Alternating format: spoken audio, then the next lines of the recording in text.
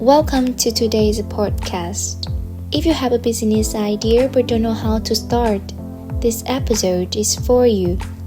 We'll break down the key steps to launching a successful business without overcomplicating things. Let's start with the biggest misconception about starting a business. Many people think they need a groundbreaking idea, but in reality, what's more important is solving a real problem. Ask yourself, is this a problem that affects many people? Or would they be willing to pay for a solution? For example, Airbnb didn't invent travel, but they solved a huge problem: affordable, unique accommodations. If your idea meets a real need, you are already ahead of the game. Now that you've identified a problem, how do you actually bring your idea to life? That brings us to the next step: creating a minimum viable product, or MVP. Instead of spending months or years perfecting your product, start with a minimum viable product, a simple version that lets you test the market quickly. For example, if you want to open a cafe, start by selling takeaway coffee.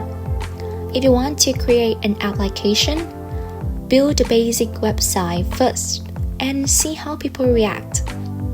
Why is it important?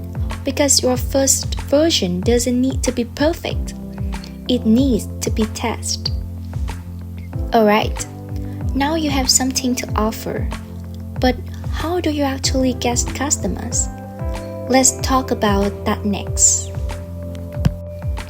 Your first customers are your biggest asset. Instead of trying to sell to everyone, focus on a specific group that will benefit you most from your product. So how do you find them? Share your story on social media. People love authentic journeys. Join online communities related to your business. Leverage your network. Ask friends, family, or colleagues for feedback. Your goal isn't just to sell, it's to listen. Pay attention to what people like and what people don't. This will have you improve before scaling up.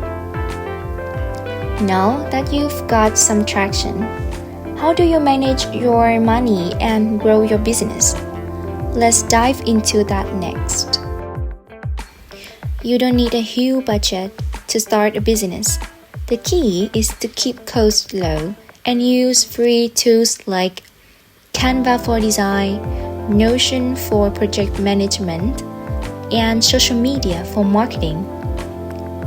As you grow, consider funding options like bootstrapping using your own profits, crowdfunding, and angel investors.